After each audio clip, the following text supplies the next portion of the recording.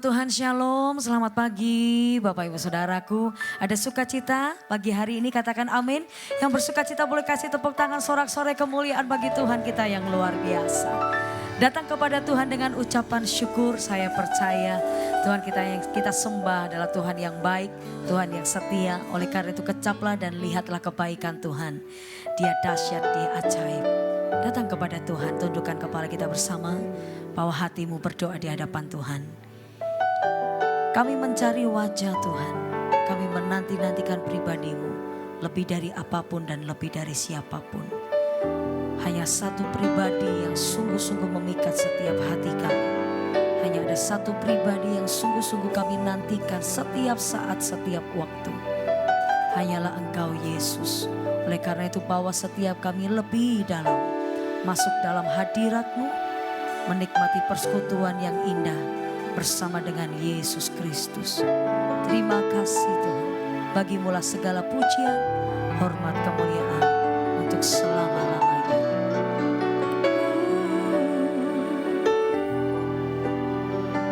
Datang di hadapan Tuhan dengan kerinduan.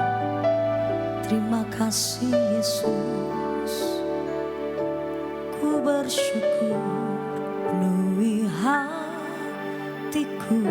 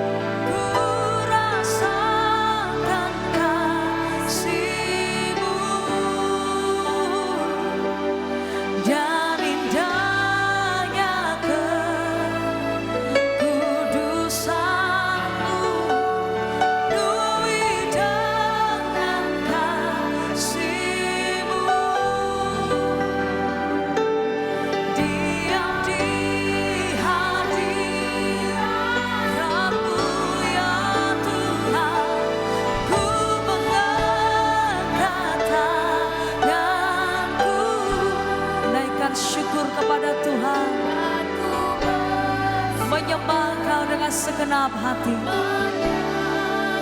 kami naikkan, Yesus tinggal diam di hadirat-Mu. Mari beri tepuk tangan sorak-sorai.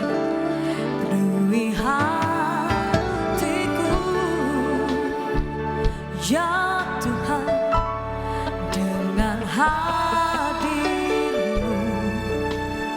Pandang wajah Tuhan. Ku rindu memandang wajah-Mu, oh Tuhan, di dalam kekudusan-Mu. Bawaku dekat ya Tuhanku.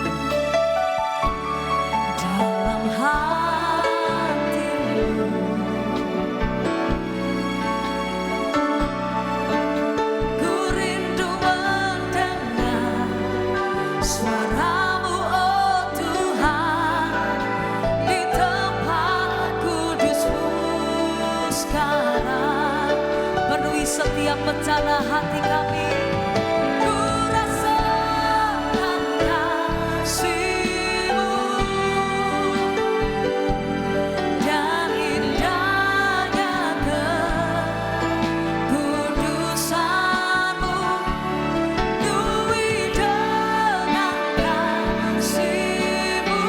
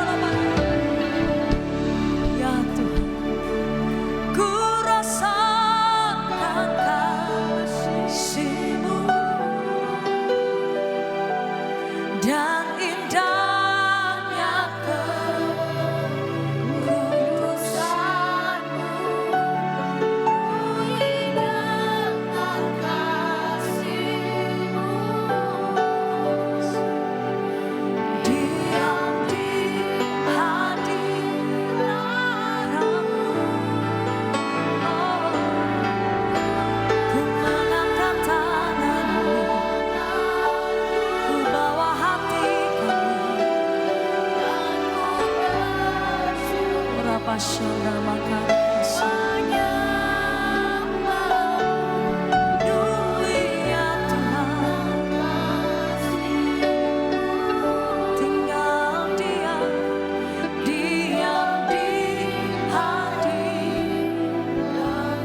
Jemaat Tuhan sendiri katakan, ku rasakan kasih-Mu, Yesus, dan indahnya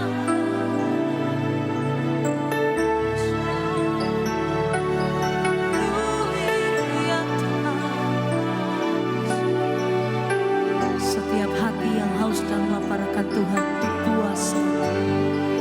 Kau menyegarkan setiap manusia roh kami pagi hari ini. Kami angkat tangan ini. Angkat tanganmu tinggi di hadapan Tuhan dengan ucapan syukur. Irabakaralabasende kabakarabase. Oh, penuhi setiap hati. Kuasai ya Tuhan.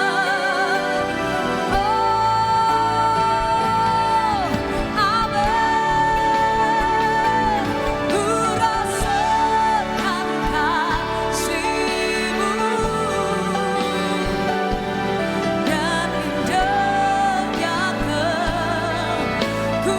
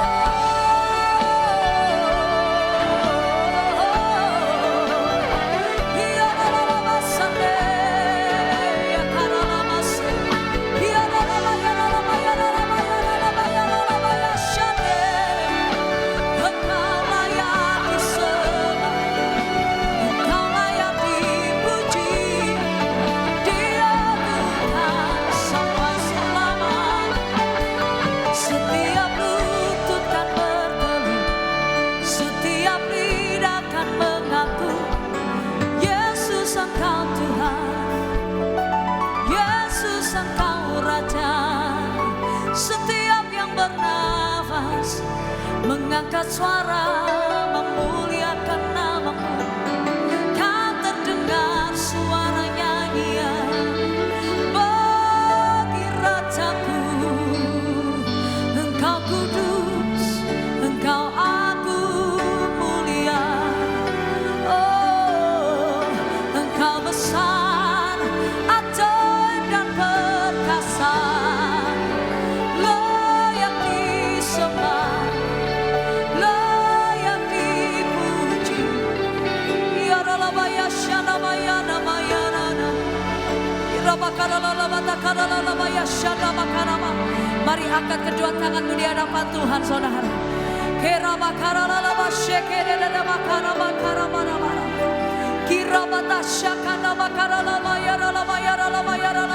Come Holy Spirit, come. Come Holy Spirit, come.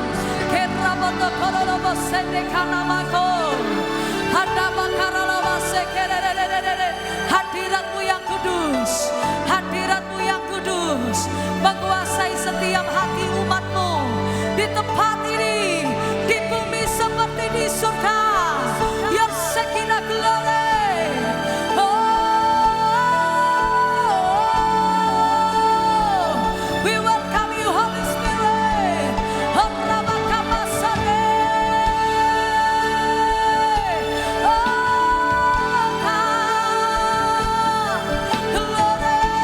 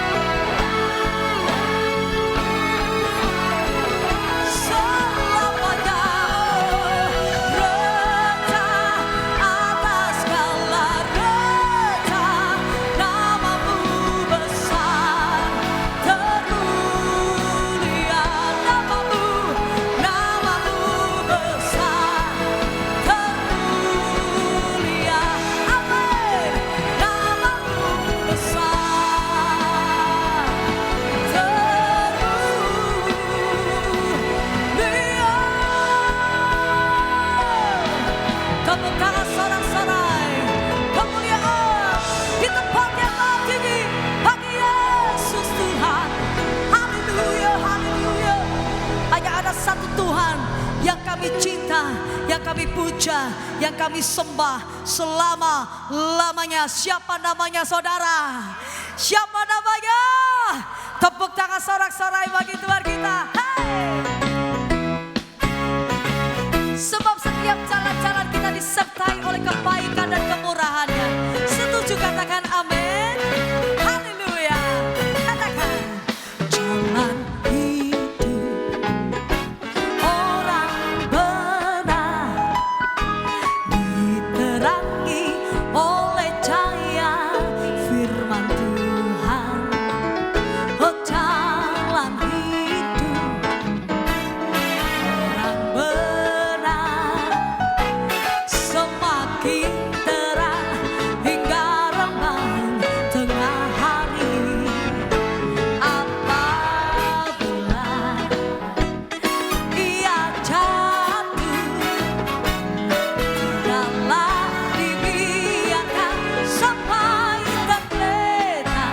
Percaya tangan yang menopang, amin. Tangan Tuhan yang menguatkan. Oh, oh, oh. Dan membangunkan dia kembali. Hey, sama-sama katakan, oh, jalan hidup orang benar diterangi oleh cahaya firman Tuhan. Jalan hidup orang benar semakin terang hingga remang tengah hari. Apabila ia jatuh, tidaklah dibiarkan sampai tergeletak. Sebab tangan Tuhan jua yang menopangnya dan membangunkan setiap kita. Amin. Hey, oleh jemaat Tuhan sendiri pujikan dengan segenap hatimu. Jalan orang benar. Amin.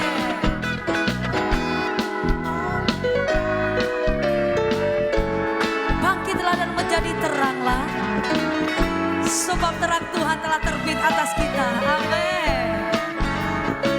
Oh, semakin terang. Katakan dengan percaya saudara. Apabila ia jatuh, tidak pernah dibiarkan Tuhan. Setuju katakan amin. Boleh angkat tangannya tinggi. Katakan sebab tangan Tuhan.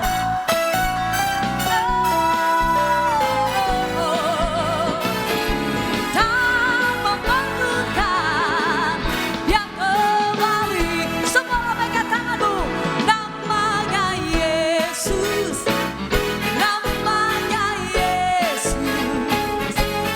Nama Yesus yang menghibur hatiku dan hatimu. Namanya Yesus. Namanya Yesus. Nama Yesus yang menghibur hatiku. Ada satu sobatku yang setia. Tak pernah dia tinggalkan diriku. Percaya di waktu aku susah, waktuku sendirian. Ada Yesus, amin. Ada Yesus yang menguatkan. Semua yang percaya namanya. Namanya Yesus. Nama Yesus yang menghibur hatiku. Namanya Yesus. Namanya Yesus. Nama Yesus yang menghibur hatiku. Namanya Yesus. Namanya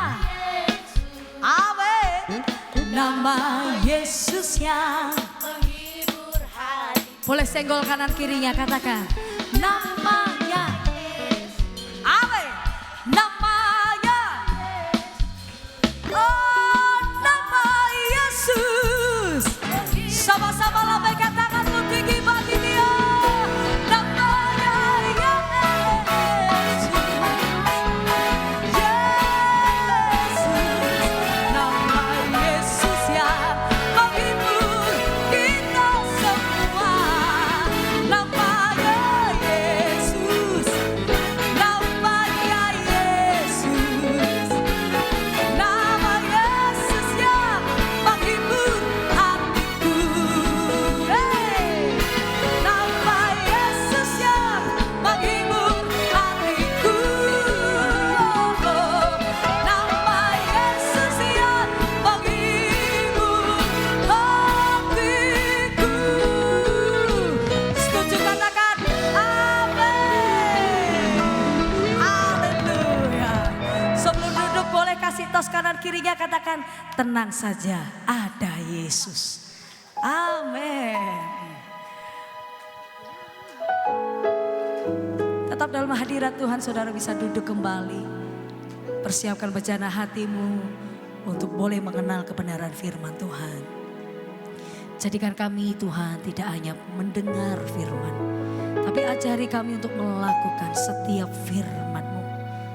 Taat dan tunduk atas firman Tuhan.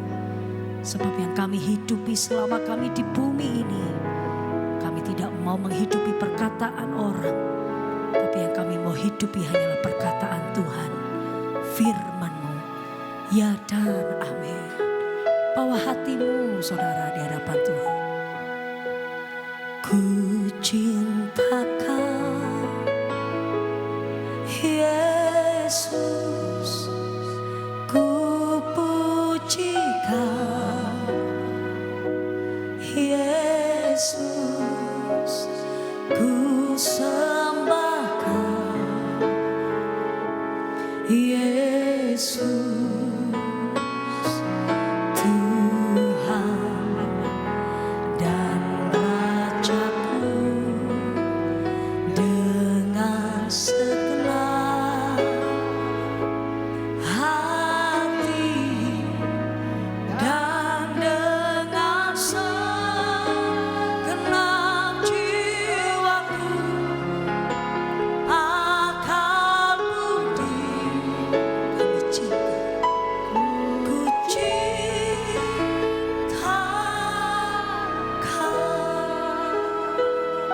Lebih sungguh katakan di hadapan Tuhan. Ku cintakan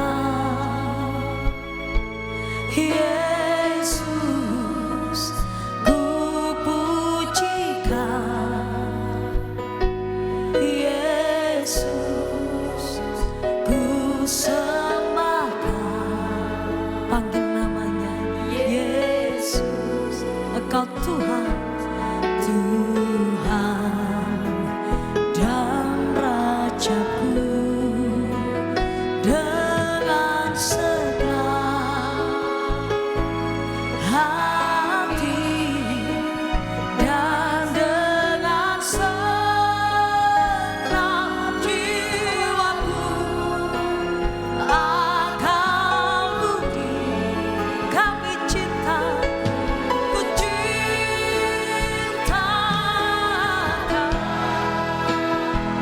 segenap hatimu, katakan ku cintakan Yesus, ku pujikan Yesus, ku sembahkan Yesus. Tuhan, Engkau Tuhan dan Raja kami. Engkau segala-galanya, tiada yang lain.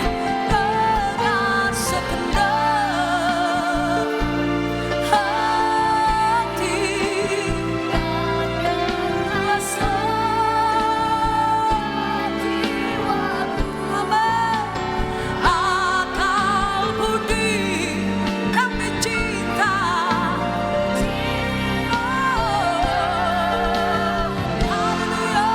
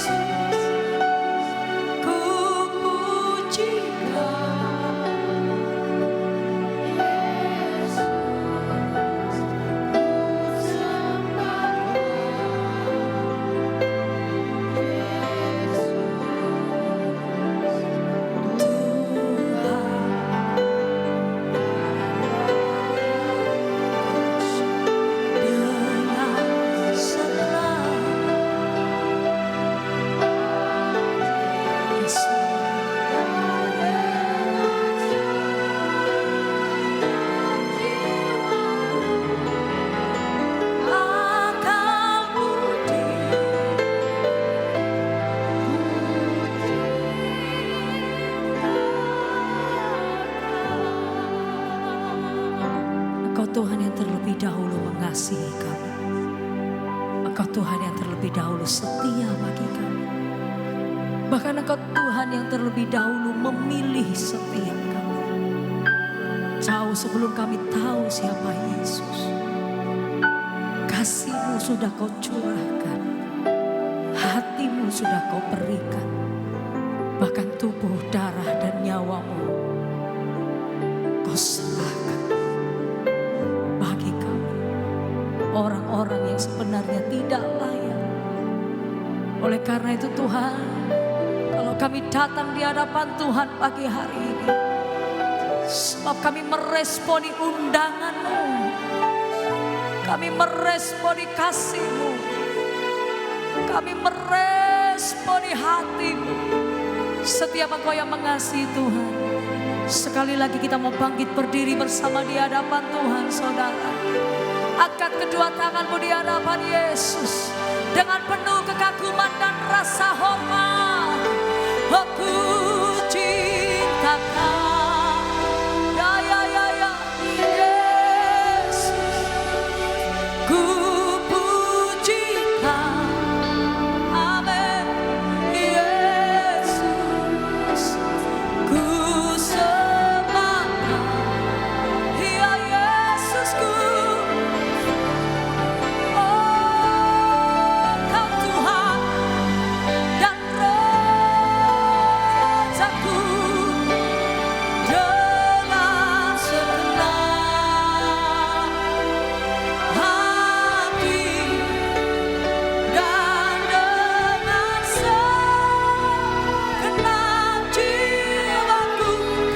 Akal budi, kami cinta Kau Tuhan, ku cinta Kau,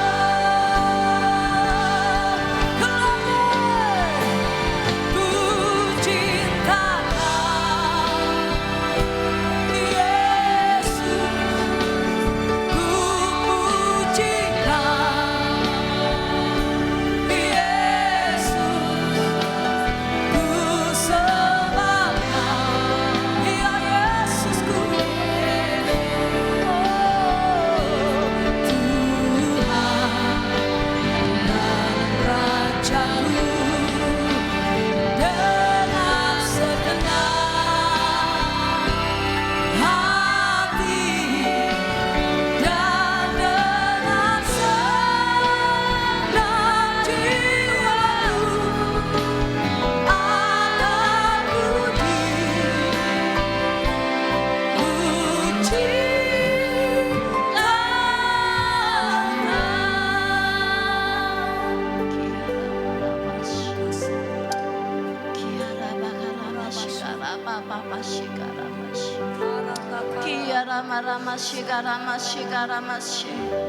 Jangan berdiam, menyembah di dalam hadirat Tuhan. Rasakan lawatan Tuhan, rasakan hadirat Tuhan di tengah-tengah. Shekara baba sherere baba sherere rara basu. Iya rara rara mashere nama mashe. Ya rere rara masu. Haleluya rara masu. Kau ajaib.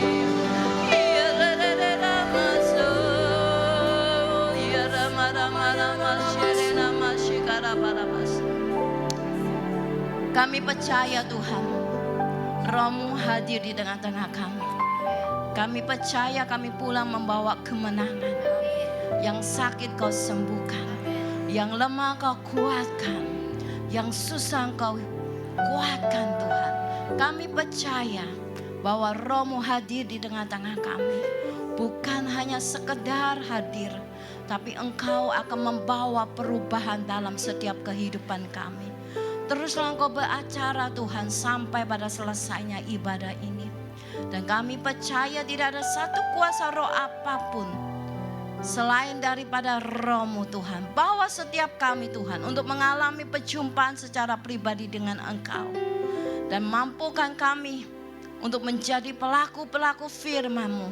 Sehingga firman yang Kau sampaikan bukan hanya sekedar berlalu begitu saja. Kami benar-benar menghidupi. Kami menyimpannya di dalam roh hati kami yang paling dalam Tuhan. Urapi daripada kami, urapi hamba-Mu. Biarlah kata-kata yang sederhana yang akan hamba sampaikan. Biarlah mereka boleh mengerti dan memahami. Dengan pimpinan kuasa Roh Kudus, Engkau yang memampukan hamba-Mu.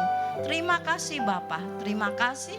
Kami sambut akan kebenaran firman-Mu ini di dalam nama Tuhan Yesus Kristus kami berdoa dan mengucap syukur. Haleluya, amin. Shalom semuanya.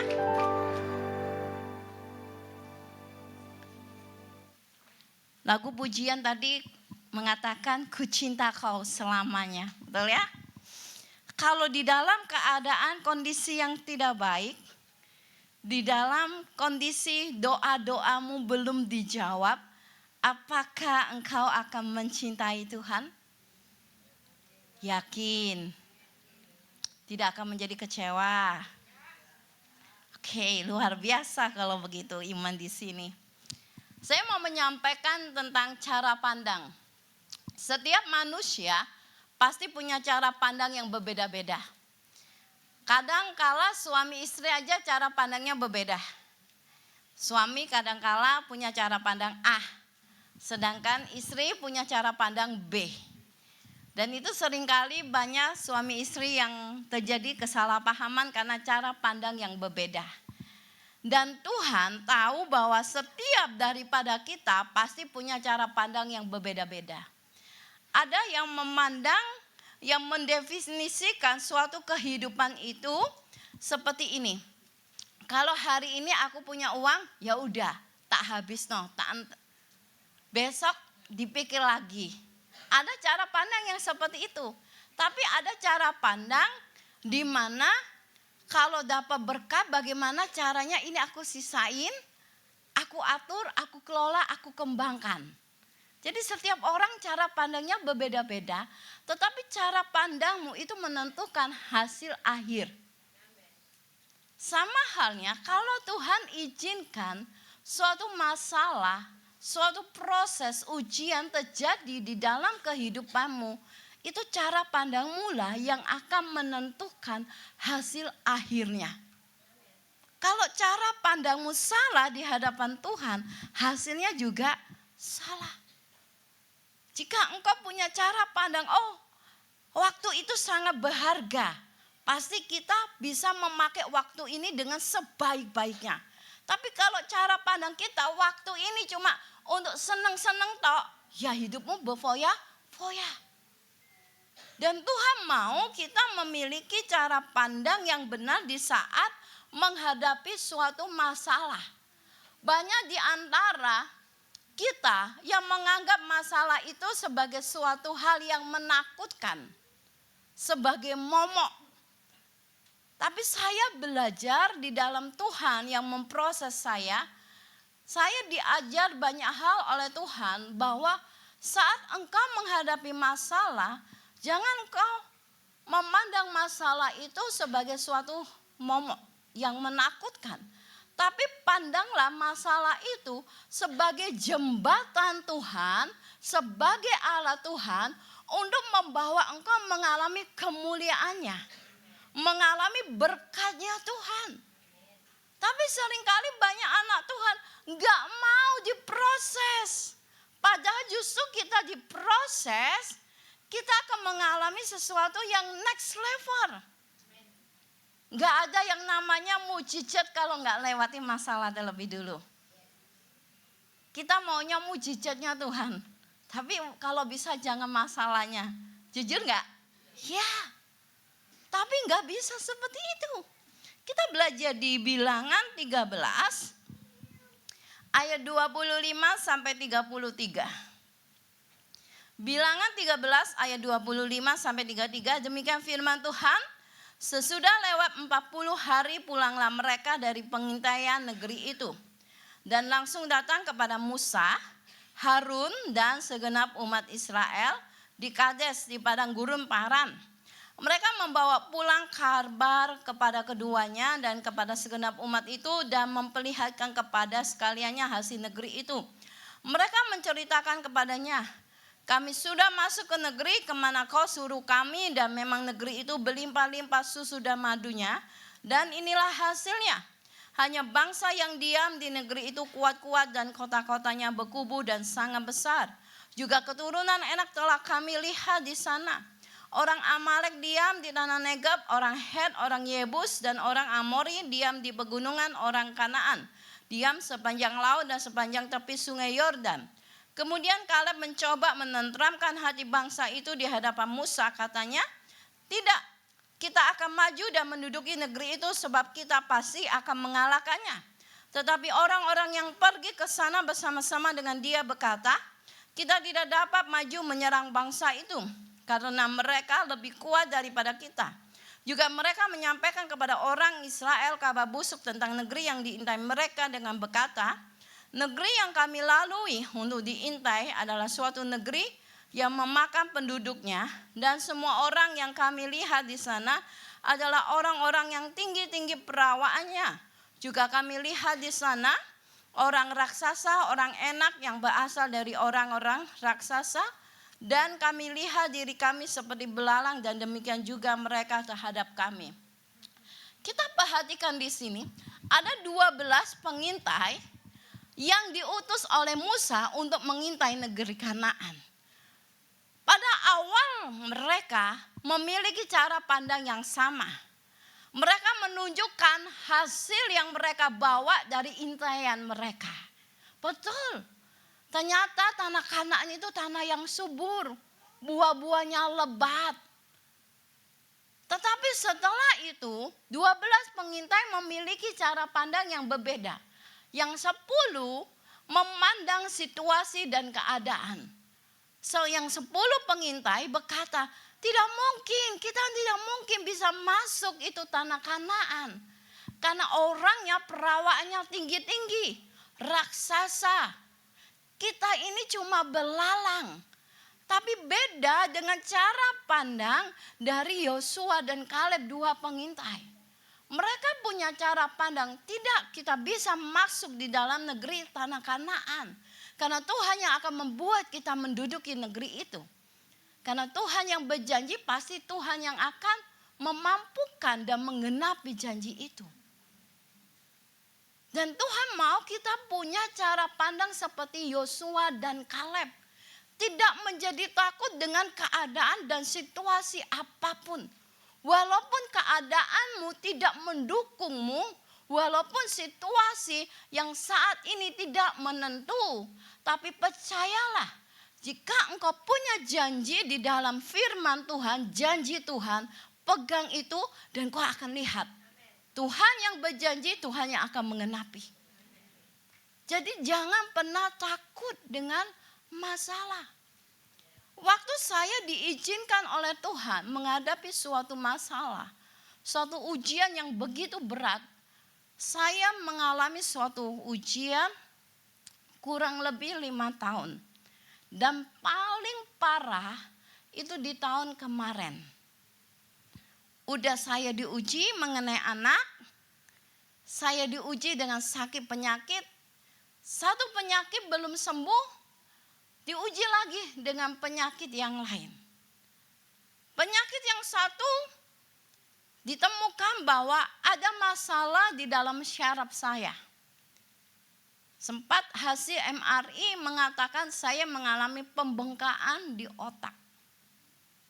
Dan bagian bantal leher sebelah kiri itu sudah keluar dari posisi. Dan ditemukan lagi, saya mengalami satu kondisi sel darah merah saya selalu tidak nyampe. Sekalipun diminumin sankobion. Nah, walaupun dimakani sayur bayam merah, itu gak naik. Turun. Nah, apalagi pas kalau wanita di masa haid, itu pendarahan itu semakin berkurang. Ternyata ditemukan saya punya masalah di nadi arteri saya. Nadi arteri saya tidak bisa membawa sel darah merah itu sampai pada otak. Sehingga tahun lalu, bukan tahun lalu sebenarnya, 2023 sudah ada tanda-tanda di mana saya lupa, nggak bisa ingat pada hal-hal tertentu. Dan parahnya tahun 2024 tahun kemarin, saya sampai lupa yang namanya tanggal lahir saya. Itu yang menyebabkan saya tidak bisa ingat sesuatu, tidak bisa fokus karena oksigen saya tidak sampai ke otak, cuma sampai di sini. Saya untuk berjalan aja ngos-ngosan. Tidak ada yang tahu kondisi ini. Suatu ketika teman saya yang menemani saya pernah datang ke rumah saya tanya, kamu siapa? Padahal teman udah kenal puluhan tahun sampai istilahnya karatan. Nah, tapi waktu dia datang, saya lupa siapa kamu. Saya tanya, dan kondisi itu semakin parah, itu belum sembuh, Tuhan izinkan lagi saya mengalami pendarahan selama 3 bulan. Waktu saya mengalami kondisi ini, saya belajar untuk memiliki suatu cara pandang yang benar. Dan itu sesuatu hal yang tidak mudah. Sampai suami saya berkata, kalau kamu seandainya, ini kan pendarahan, saya diajak ke dokter kandungan sama suami, kalau divonis gimana? Saya berkata kepada suami saya, kalaupun saya divonis oleh dokter itu sakit kanker, saya percaya ada mujizat dari sakit saya. Itu cara pandang yang benar. Sama seperti 2 pengintai ini. Nah, selain daripada 12 pengintai, kita tahu di 1 Samuel 17 ayat 23 sampai 37. Dikatakan di situ, tampillah Goliat di tengah-tengah barisan tentara Filistin.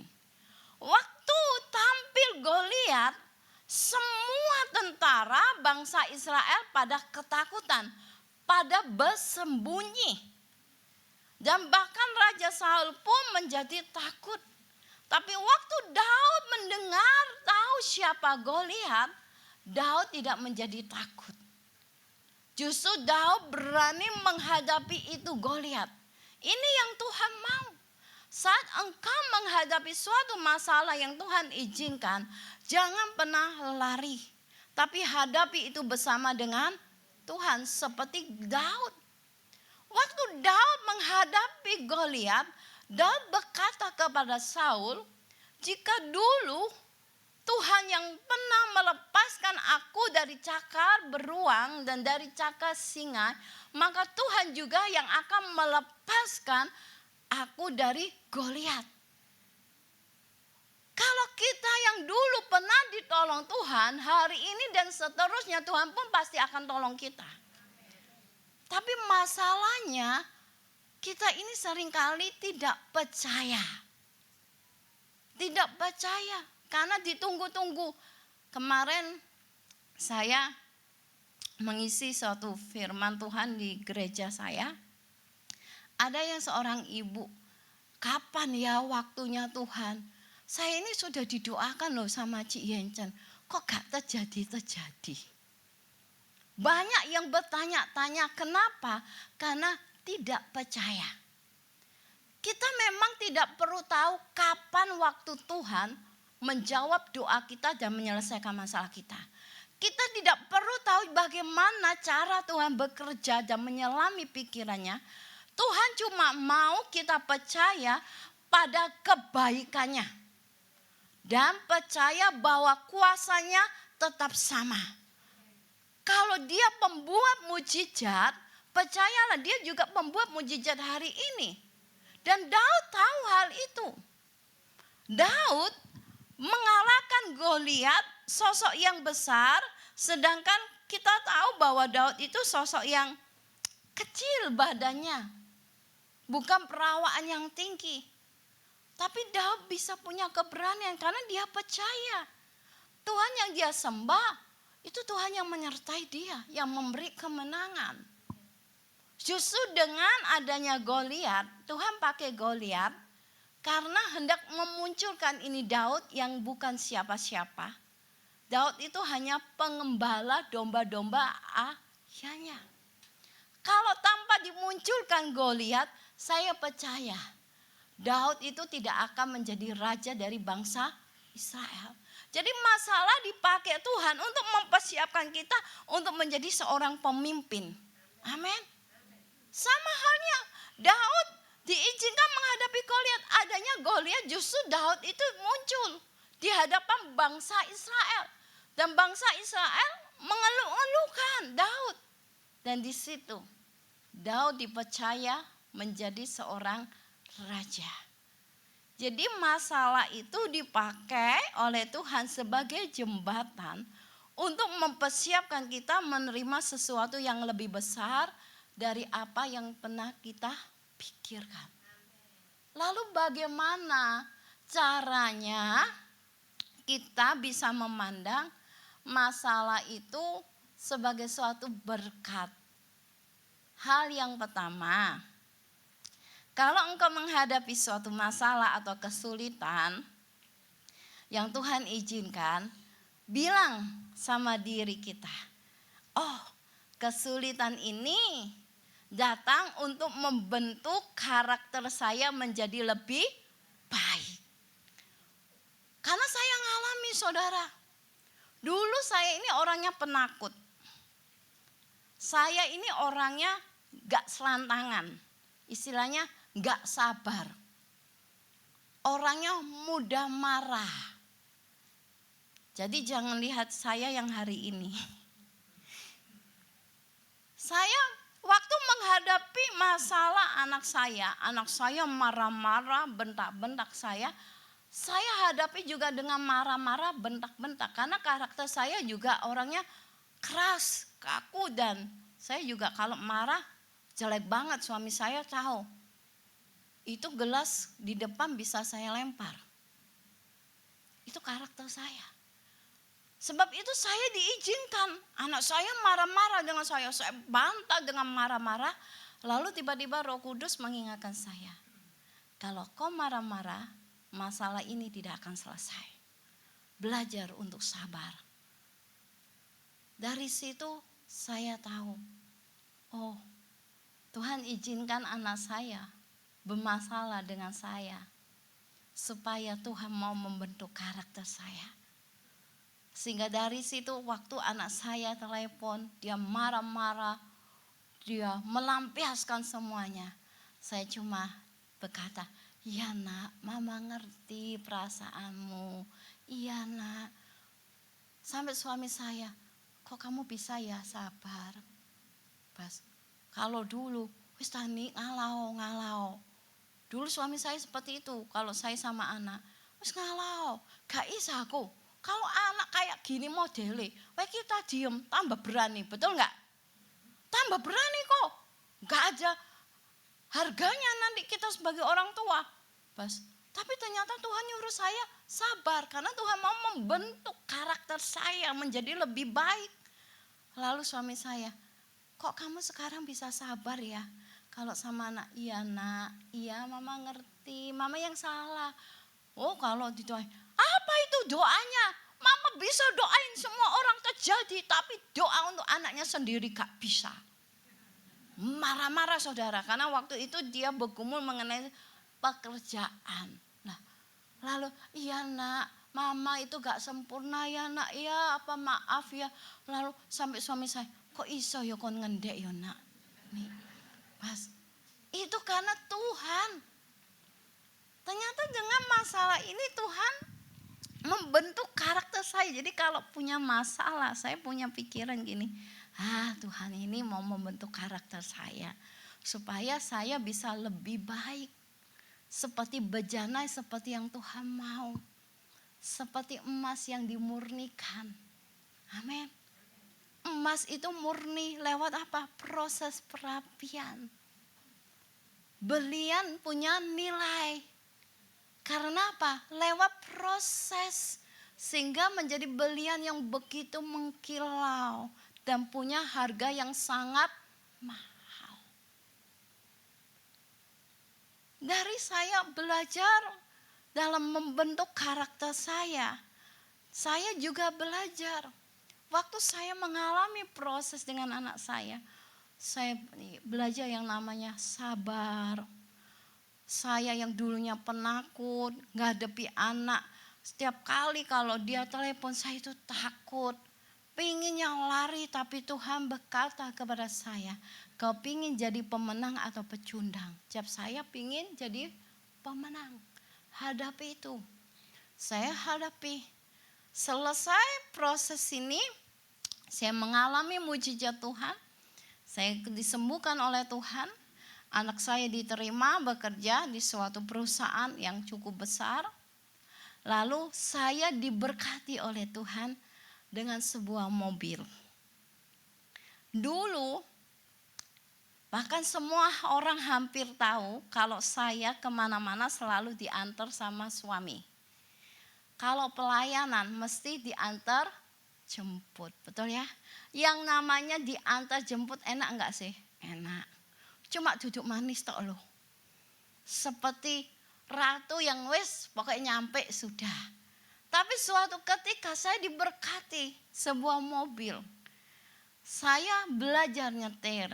Nah, waktu belajar nyetir, namanya saya itu adalah karakter yang tipe penakut. Mau gak mau saya beraniin itu nyetir mobil. Suatu ketika Tuhan izinkan mobil saya ditabrak. Brak. Langsung kaki saya lemes gemeter. Apalagi yang nabrak itu turun dari mobilnya. Laki badannya besar.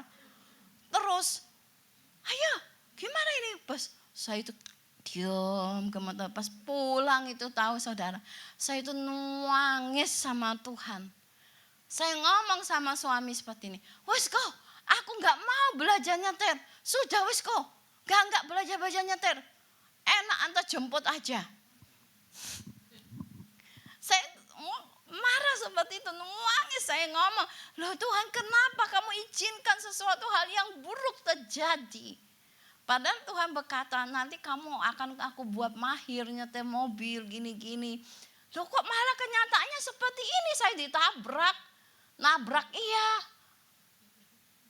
Itu suatu awal yang baru loh saudara.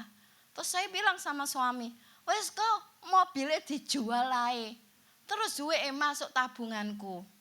Loh piye saya dikasih berkat sama Tuhan. Mobil kok malah kamu nolak, malah dijual dijadiin uang. Pas, ya daripada aku nanti ngalami lagi kayak begini. Enggak, aku enggak mau. Waktu saya berkata seperti itu, waktu saya doa, tiba-tiba Roh Kudus berkata seperti ini. Masakah hanya karena hal yang kecil ini kamu udah menyerah? Saya kaget. Saya seperti ketampar. Iya ya, masa saya nyerah? Tiba-tiba Tuhan pakai kirim seseorang muncul datang ke rumah saya. Terus teman saya bilang gini, halah Yence nabrak kayak gitu gak ada papanya. Saya ini lebih parah gini. Hujan, nyetir aja. Lalu Tuhan ampuni saya. Dan tiba-tiba di situ Roh Kudus berkata kepada saya, kau tahu kenapa saya izinkan kecelakaan terjadi atas kau? Untuk melatih mentalmu. Untuk tidak lagi menjadi orang yang penakut. Tapi menjadi orang yang berani. Yang gagah dan tangguh. Lalu saya ngomong sama suami. Ya kok gak jadi. Mobilnya gak jadi dijual. Tetap saya nyetir. Pas, kok berubah pikiran? Katanya Tuhan, masa karena ini saya nyerah. Saya mau dididik untuk Tuhan ubahkan karakter saya untuk tidak lagi menjadi penakut tapi jadi orang yang berani. Yakin kau? Yakin kok. Setelah saya berkata seperti itu, saya lihat jadwal pelayanan saya. Loh, kok ada di TP6? Tahu ya TP6? Itu saya masih baru belajar, oh saudara, belum benar-benar bisa. Pas saya ngomong, kok aku ada pelayanan di TP6. Lalu gimana ini kok? Wes tak WA orangnya. Pas nanti kamu dijemput. Sik kok, jangan. Pas wes tak bawa mobil sendiri aja. Saya bilang seperti itu. Kamu yakin? Suami saya yang malah bingung. Terus wis ngejak konco mujaan barengi kamu. Pas ya wis nyampe lah di TP6. Saya itu baru tahu kalau teman saya itu ditelepon. Gimana? Yencen Isa nggak ngelewati itu TP6? Oh Isa, nabrak nggak? Enggak. Lalu dari kejadian itu tahu nggak saudara? Saya dibawa suami saya itu masuk lewat jalan-jalan yang namanya banyak truknya. Di daerah Magomulyo, Tanjung Sari. Loh kok memang gak ada jalan lain takku. Pas, loh katanya kamu mau dilatih sama Tuhan untuk mentalnya jadi pemberani bukan mental penakut. Ya udah ayo ini kesempatan. Pas, oke, saya jalani. Dari situ saya tahu bahwa sesuatu hal yang buruk Tuhan izinkan untuk membentuk karaktermu. Supaya kita menjadi pribadi-pribadi yang tangguh, yang kokoh, yang bisa berpinjak dan berdiri di kaki kita sendiri. Sehingga engkau akan muncul menjadi belian yang memiliki nilai yang besar. Kita lihat di Yakobus ayat 1 sampai 2. Yakobus pasal 1, 2 sampai 4. Demikian firman Tuhan, saudara-saudaraku anggaplah sebagai suatu kebahagiaan apabila kamu jatuh ke dalam berbagai-bagai pencobaan. Sebab kamu tahu bahwa ujian terhadap imanmu itu menghasilkan ketekunan dan biarkan ketekunan itu memperoleh buah yang matang. Supaya kamu menjadi sempurna dan utuh dan tak kekurangan sesuatu apapun. Anggaplah itu sebagai suatu kebahagiaan. Bagaimana mungkin kalau kita mengalami suatu masalah yang begitu berat bisa diperintahkan untuk menganggap suatu kebahagiaan? Bisa kalau kita melihat bahwa dengan masalah di balik itu ada berkat, pasti kita tetap bisa happy. Karena waktu saya mengalami proses, saya ngomong sama Tuhan, Tuhan saya gak kuat. Masalah ini bertubi-tubi seperti yang dialami oleh Ayub. Tuhan gak bilang kapan selesainya. Malah bilang kepada saya seperti itu. Seperti ini, nikmati prosesmu. Wow. Jadi waktu saya ngalami proses, saya disuruh menikmati. Jadi saya nikmati. Belajar untuk menikmati, saya belajar untuk menghadapi. Sehingga tidak ada banyak orang yang tahu. Tahun-tahun lalu, 5 tahun yang lalu, saya banyak alami masalah yang bertubi-tubi. Satu belum selesai, datang lagi. Tapi saya masih tetap bersukacita. Karena saya pegang ayat ini. Menganggap sebagai suatu kebahagiaan. Ini memang tidak mudah. Tapi saya percaya bahwa melalui kesulitan hidup, kita bisa belajar menjadi lebih sabar, menjadi lebih kuat, lebih tangguh, lebih kokoh. Dan yang kedua, kesulitan membawa kita lebih dekat kepada Tuhan. Kenapa? Dengan kesulitan membawa kita bisa dekat kepada Tuhan. Karena Tuhan mau kita bisa mengalami pengalaman secara pribadi dengan Tuhan. Kalau kita tidak mengalami pengalaman pribadi dengan Tuhan, hanya apa kata orang, kita nggak akan bisa menikmati apa yang namanya mujizat. Ayub diproses Tuhan karena Ayub belum mengenal siapa Tuhan. Dia hanya mengenal kata orang. Dan Tuhan tidak mau kita mengenal siapa Tuhan hanya karena orang. Kita harus mengalami secara pribadi. Supaya benar-benar nyata bahwa Tuhan yang kita sembah adalah Tuhan yang hidup. Tuhan yang ajaib yang bisa buat mujizat. jangankan dengan Tuhan. Kalau keadaan kita baik-baik aja, semua lancar seperti jalan tol, ya. Saya yakin kita pasti nggak akan sungguh-sungguh cari Tuhan. Ibadah aja mungkin ogah-ogahan atau banyak alasan. Sibuklah, repotlah, betul ya? Jangankan sama Tuhan.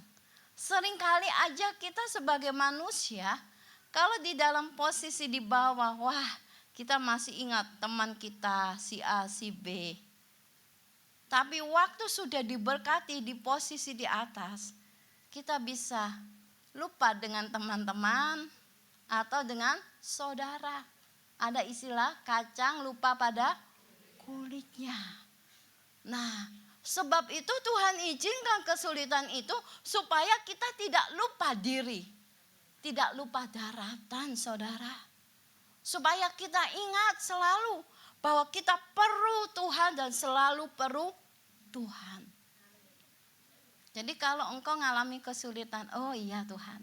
Justru dengan kesulitan ini aku bisa mengalami engkau secara pribadi. Dengan kesulitan ini aku akan terima semua apa yang menjadi janjimu. Itu cara pandang yang benar. Maka waktu kau menghadapi, engkau tetap bisa yang namanya menikmati. Waktu saya belajar nyetir mobil itu ya, kalau pemula itu biasanya jalannya seperti kuro-kuro, betul ya? Wis pelan. Terus suami saya bilang, "Nik, yang sebelah kiri itu kosong. Masuk gak iso ko. Sik pemula."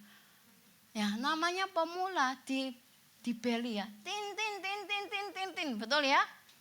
Terus saya tuh nyantai. Terus suami saya, "Nik, itu loh belakangmu ngebeli kamu. Santai kok, tenang aja." Kok bisa sih Nik? Tak kasih tahu ya aku ya. Mereka loh sih ngebel. Dulunya ya kayak aku kok. Saking mereka ki lupa, sok pinter. Nyetir makanya sekarang tin tin tin. Kalau dulu ya sama kayak aku. Jadi ya aku nyantai aja kok. Dibel ya menengai. Pas suami saya, "Dasar kamu itu ya cuek ya." Pas nyantai bingung, gak bingung. Lah iya betul ya. Mereka-mereka yang sekarang yang pintar-pintar nyetir mobil pasti awalnya juga sama kan dengan saya. Betul ya? Lah, jadi Tuhan tahu. Dengan kesulitan itu untuk mengajarkan kita jangan lupa diri. Tetap rendah hati, tetap selalu ingat siapa Tuhanmu dan siapa yang pernah dulu menolong kita. Hal yang ketiga,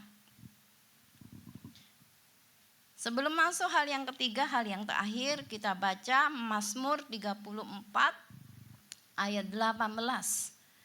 Demikian firman Tuhan, Tuhan itu dekat kepada orang-orang yang patah hati dan ia menyelamatkan orang-orang yang remuk jiwanya. Jadi Tuhan itu dekat dengan orang-orang yang patah hati. Dia menyelamatkan orang-orang yang remuk hati. Waktu kita mengalami kesesakan dengan hancur hati, Tuhan tidak pernah menolak kita untuk kita datang kepadanya. Justru Tuhan sangat terbuka bagi setiap kita untuk datang kepadanya. Sebab itu jangan pernah engkau melupakan Tuhan. Waktu saya di Jakwa di sini, Cik Swan sempat tanya, "Yencen mau dijemput atau naik mobil sendiri?" Saya bilang, "Saya naik sendiri, saya nyetir sendiri." Suami saya bilang, "Kamu tahu jalan gak nih?" "Enggak tahu kok." "Oh namanya biasanya antar jemput ya?" Suami saya bilang gini, "Ya biasanya antar jemput, aku kalau antarno kamu tidur, terus nyampe udah bangun. Namanya kecapean kok pelayanan. Nah sekarang kamu ngerasa no sendiri ya, nyetir tahu ya, wah jauh capek ya nih ya." "Iya kok." "Pas tahu nggak jalannya?" "Pas nggak tahu kok." Pas saya minta pasang kok mobilku untuk HP itu saya dimancep no sa GPS. Wes tak kasih gambaran ya. Jalannya nanti kamu lewat tol Kertajaya ke Padigiling ya. Situ jalannya padat, hati-hati ya. Pas, ya. Tapi saya bersyukur saudara. Ternyata saya nyampe juga di sini. Karena pesan suami saya bilang, kalau udah nyampe telepon ya, WA saya. Iya kok. Saya bilang, saya udah nyampe.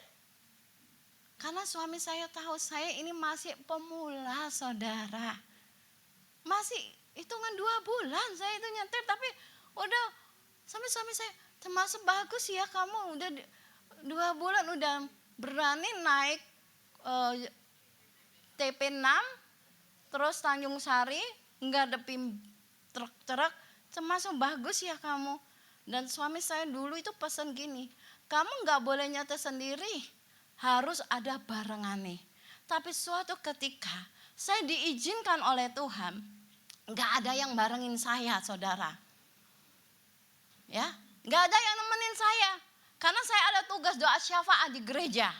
Biasanya ada asisten, selalu dia yang nemenin. Tapi pas itu asisten saya nggak masuk. Apakah ada yang kebetulan? Tidak. Akhirnya saya nyetir sendiri, saudara. Terus suami saya kaget loh, kamu berangkat? Iya berangkat, mau ngajak tugas doa. Gimana, notol enggak? Enggak, selamat. Ini loh hebatnya Tuhan. Melatih seseorang menjadi yang mental penakut jadi berani. Dan membawa kita kepada Tuhan. Dulu suami saya kalau diajak doa, selalu alasannya, wis lani kon ae sing dhewe doa. Kan kamu pendoa, aku bukan. Wis doa dhewe kok sama mesbah doa. Betul enggak? Kalau di saat enggak ada masalah, semua keadaan baik, disuruh doa iki rasane males. Baca firman rasane males. Tapi karena ada masalah Tuhan genjet. Wih, gak usah disuruh-suruh, wis doa dhewe. Betul enggak? Itu yang banyak dialami. Nah suami saya tak jam mesbah doa enggak mau saudara. Terus ayo kau puasa. Gak kuat aku puasa. Ada asam lambung. Banyak anak Tuhan kan alasan seperti itu. Gak bisa Cik Yencon, aku punya asam lambung, aku sakit ini. Bisa kalau ada kemauan. Saya juga punya asam lambung. Waktu saya diproses, saya ngalami sakit. Tapi saya tetap jalani puasa. Justru dengan doa puasa itu yang membuat hargamu itu dinilai oleh Tuhan. Dan itu akan membuat percepatan dan goal dari masalahmu. Nah suami saya gak mau. Wih masalahnya digenjet terus sama Tuhan. Sampai pada akhirnya suami saya bilang, ayo nih mesbah doa. Saya batin dalam hati, Tuhan engkau jenius. Punya cara bawa suami saya suka berdoa. Enggak perlu disuruh. Dari sekarang sampai sekarang dia langsung bilang, yuk mesbah doa ya. Kalau dulu enggak. Terus dia bilang, aku tak puasa ya. Mas, puasa aku? Iya puasa. Antara percaya dan tidak percaya. Pas katanya gak kuat. Wis tak kuat-kuat no nih, tak kuat-kuat no. Supaya masalah kita selesai. Aku lihat no kamu ya sakno. Wis sakit, wis kena masalah ini, masalah itu banyak saudara. Saya gak bisa sebutkan satu persatu. Dia ikut puasa. Itu yang membawa kita bisa dekat kepada Tuhan. Hal yang ketiga, kita lihat ayat yang terakhir. Di 2 Korintus pasal 1 ayat 4. Demikian firman Tuhan, yang menghibur kami dalam segala penderitaan kami, sehingga kami sanggup menghibur mereka yang berada dalam bermacam-macam penderitaan dengan penghiburan yang kami terima sendiri dari Allah. Kita perhatikan di sini. Yang menghibur apakah mereka mengalami kesukaan? Tidak. Kita perhatikan yang menghibur kami dalam segala penderitaan. Berarti yang menghibur ini juga mengalami penderitaan, tapi bisa menghibur orang. Karena apa? Karena kami mendapat penghiburan yang kami terima sendiri dari Allah. Jadi kesulitan itu dipakai oleh Tuhan untuk kita alami supaya nanti kita bisa jadi berkat, bisa menguatkan, bisa memberi penghiburan bagi orang-orang yang sama, yang pernah mengalami perkara persoalan yang sama dengan kita. Kalau kesulitan itu diizinkan oleh Tuhan, kau harus punya cara pandang seperti ini. Oh, berarti kesulitan ini akan membawa aku pada suatu berkat, sehingga nanti aku bisa menjadi kesaksian yang hidup, bisa menjadi berkat. Karena kita sudah melewati. Dan waktu engkau menghadapi masalah, kesulitan itu, engkau tidak ditinggalkan. Tuhan beserta dengan engkau. Tuhan itu yang akan memampukan kita sampai kita bisa keluar dari segala kesukaran demi kesukaran. 3 hal ini. Pandanglah dengan cara pandang yang benar saat engkau mengalami suatu persoalan. Kalau persoalan itu datang, berkatalah di dalam hatimu, oh dengan persoalan ini Tuhan mau membentuk karakter saya untuk menjadi seorang pemenang. Pribadi yang tangguh, pribadi yang kuat, sehingga saya tidak mudah dijatuhkan dan dikalahkan dengan kondisi apapun. Oh, dengan masalah ini membawa saya bisa mengalami siapa Tuhan yang aku sembah. Tuhan yang membuat mujizat, sehingga nanti mujizat itu akan terjadi dalam hidup saya. Dan dari situ saya bisa jadi berkat, menjadi kesaksian yang hidup. Ini yang menjadi tujuan Tuhan. Kita dipanggil dan dipilih untuk menjadi berkat, menjadi terang dan garam. Jadi kalau engkau mengalami kesulitan demi kesulitan, anggaplah itu sebagai kebahagiaan. Saya undang pemain musik WL Singer maju ke depan.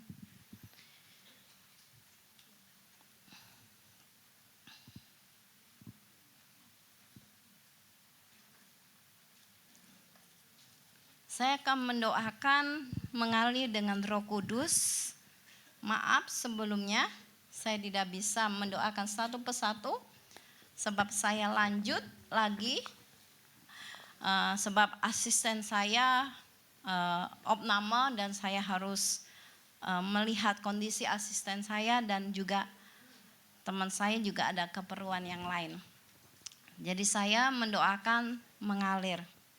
Dan jika Roh Kudus berkata sesuatu dan itu adalah engkau, imani bahwa itu akan terjadi dalam hidupmu.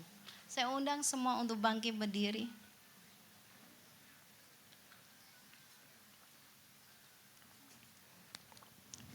Lima tahun saya diproses Tuhan. Tapi 5 tahun juga saya mengalami berkat yang luar biasa. Berkat yang pertama, anak yang sempat dia kecewa dan saya disuruh memilih antara dia apa Tuhan yang saya layani. Itu sesuatu yang tidak mudah. Anak 1 loh, kalau anak 5, hilang 1 masih ada 4. Tapi saya berkata, saya tetap memilih Tuhan. Waktu saya berkata seperti itu, Tuhan gantikan. Tuhan tidak mempermalukan saya. Yang mengimani bahwa Tuhan yang saya layani Tuhan hidup. Dan akhirnya anak saya diterima bekerja. Pekerjaan di perusahaan yang dia impikan. Uang makannya aja per hari dikasih 700.000. Berkat yang pertama, Tuhan tidak mempermalukan saya sebagai hambanya, sebagai penyembahnya. Berkat yang kedua, anak saya tidak lagi marah-marah kepada saya. Dia menaruh hormat, dia menyayangi saya. Bahkan saya dapat berkat lebih bonus yang lain, bukan hanya mobil. Anak saya gantiin HP saya, mama HP mama jadul, saya beliin Samsung yang terbaru. Udah berkat itu, saya ditambah lagi bonus yang lain. Jadi 5 tahun saya bergumul, kurang lebih 5 juga berkat yang Tuhan kasih ke saya. Memang tidak mudah ya prosesnya. Tapi kalau kau punya cara pandang, itu akan menentukan hasil akhirnya. Jangan pernah berkata, oh iya karena Cik Yencen hamba Tuhan. Enggak, kita semua bisa ngalami. Yang menentukan cara pandangmu. Bagaimana engkau berani membayar harga di hadapan Tuhan. Hanya membayar harganya apa sih? Percaya dengan kau sungguh-sungguh cari Tuhan, itu aja. Yuk kita nyanyikan satu lagu yang membelah laut. Yang membelah laut. Badai yang mustahil pun terjadi karena kuasa yang pegang hidupku, yang buka jalan bagiku. Kau membuat mujizat sejati yang membelah laut yang terluka, badai yang mustahil pun terjadi karena kuasa yang pegang hidupku, yang buka jalan bagiku. Kau membuat mujizat sejati. Kita nyanyi dari awal. Thank you Jesus. Di dalam kelemahanku sempurna kuasa-Mu. Hebatnya tantanganku, lebih hebat Tuhanku. Ku berserah kepadamu yang membelah laut yang terluka, badai yang mustahil pun terjadi karena kuasa yang pegang hidupku, yang buka jalan bagiku. Kau membuat mujizat sejati.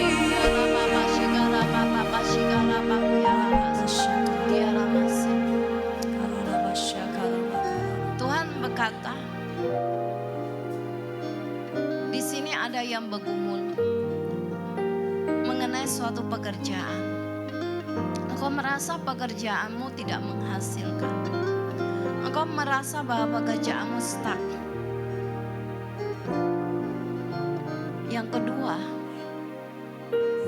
engkau bergumul mengenai kesehatan. Ada nyeri-nyeri yang sangat mengganggu di bagian pinggang. Kadang ada yang mengganggu di dalam syaraf otot. Yang ketiga, engkau bergumul mengenai seseorang anakmu, di mana anakmu ini seakan-akan melupakan engkau, tidak memberi apa yang biasa dia beri kepadamu. Engkau tidak mengerti perubahan ini anak, kenapa? 4 ini hal yang Tuhan katakan, ini yang nanti saya doakan. Dan yang lainnya tolong kita benar-benar berlaku jujur di hadapan Tuhan. Jangan mengaku-ngaku itu saya. Kiara bakara basyikeri makamasi. Kina papa bas. Yang membelah laut yang terduga badai, yang mustahil pun terjadi karena kuasa yang pegang hidupku, yang buka jalan bagiku.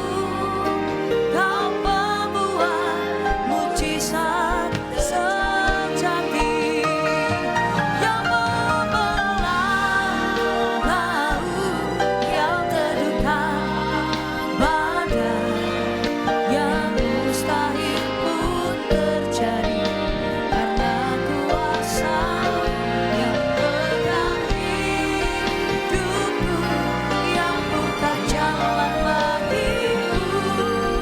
Kau pembuat mujizat sejati, kau pembuat mujizat sejati. Amin, amin. Kau pembuat mujizat sejati. Beri tepuk tangan sorak-sorai kemuliaan bagi Tuhan kita yang ajaib. Tuhan, terima kasih buat kebenaran firman-Mu. Kau berkati hamba-Mu Tuhan, kami percaya dimanapun beliau berada. Tuhan, pakai menjadi duta-duta kerajaan-Mu dan nama Tuhan semakin ditinggikan. Kemuliaan Tuhan semakin dinyatakan. Pakai hidupnya menjadi kepanjangan tangan Tuhan. Dimanapun dia melayani jiwa-jiwa yang terhilang boleh diselamatkan oleh karena kebenaran firman-Mu. Tiba saatnya bagi setiap kami Tuhan, kami akan memberikan korban persembahan yang terbaik. Kami mau berikan kepada Tuhan dengan sukacita, dengan kerelaan hati, yang dengan ucapan syukur kami rindu membawa bagi Tuhan kami yang ajaib. Di dalam nama Tuhan Yesus, setiap kita yang sudah diberkati Tuhan, sama-sama katakan amin. Silakan duduk kembali Bapak Ibu Saudaraku. Sementara persembahan akan dijalankan, kita akan menyaksikan video pengumuman.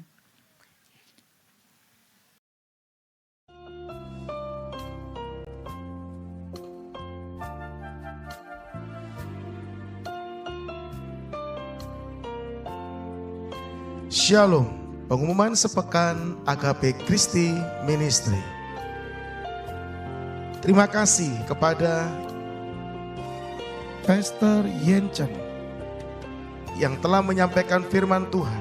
Tuhan Yesus memberkati. Senin depan ibadah doa pemulihan dimulai pukul 10 pagi. Firman Tuhan akan disampaikan oleh hambanya, Pastor Gonang Satoto.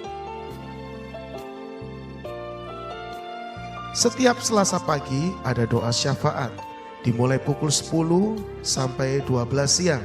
Bagi Bapak Ibu yang punya beban doa bisa ikut, dan bagi saudara yang memerlukan bantuan doa bisa mengisi kartu doa dan mengembalikan pada pengurus supaya bisa didoakan pada hari Selasa siang. Bagi Bapak Ibu, saudara-saudari yang kartu doanya sudah didoakan pendoa syafaat dan sudah mendapat jawaban doa atas pergumulannya, harap memberitahu kepada Ibu Angelina atau bisa bersaksi atas terjawabnya pergumulannya. Tuhan Yesus memberkati. Agape Christi Ministry sudah memiliki official WA dengan nomor 0813 183 29329. Bagi jemaat yang mau menerima share jadwal ibadah atau yang mau didoakan, bisa kirim nama, alamat, dan nomor HP di WA tersebut. Jemaat dapat meminjam buku-buku rohani yang berkualitas di perpustakaan Agape Christi Ministry untuk menambah pengetahuan tentang firman Tuhan. Jangan lupa Bapak Ibu Saudara untuk mengklik subscribe, like, dan tekan gambar lonceng. Sekian pengumuman, Tuhan Yesus memberkati. Puji Tuhan Bapak Ibu Saudaraku, setelah ibadah ini selesai dimohon saudara bisa duduk sebentar karena kita akan ada perjamuan kasih. Ya, mari kita mau sama-sama bangkit berdiri, kita akan memuji Tuhan dengan penuh ucapan syukur. Ku mau selalu bersyukur, selalu bersyukur. Kau Tuhan yang setia, yang selalu menolong. Ku mau selalu bersyukur, selalu bersyukur. Kau Bapakku yang setia. Angkat kedua tanganmu tinggi di hadapan Tuhan. Ku mau selalu bersyukur. Amin. Ucapan syukur kami naikkan di hadapan Tuhan. Kebaikan-Mu, kedahsyatan-Mu. Ku mau selalu bersyukur, selalu bersyukur. Kau Bapakku yang setia, Kau Bapakku yang setia. Kau Bapakku yang setia. Haleluya. Angkatlah kedua tanganmu di hadapan Tuhan. Diberkatilah apapun yang kau kerjakan. Senantiasa engkau dibuat berhasil dan beruntung. Tuhan mengangkat engkau menjadi kepala bukan lagi menjadi ekor. Dan engkau senantiasa mengalami peninggian daripada Tuhan. Dan engkau akan mengalami suatu pintu-pintu yang terbuka. Kau diberkati bahkan sampai pada keturunanmu yang keempat. Engkau tidak akan dipermalukan. Dan belalang-belalang pelahap akan dihalaukan daripada hidupmu. Segala malapetaka, kerugian apapun dihalaukan daripada hidupmu. Percaya bahwa engkau akan menerima janji-janji Tuhan. Karena Tuhan yang berjanji, Tuhan yang mengenapi. Percaya engkau terima kelimpahan. Kelimpahan yang daripada surga turun atas engkau. Berkat Allah Abraham, Ishak dan Yakub ada atasmu. Terima dan sampai di mana Tuhan Yesus datang yang kedua kalinya. Yang percaya katakan amin.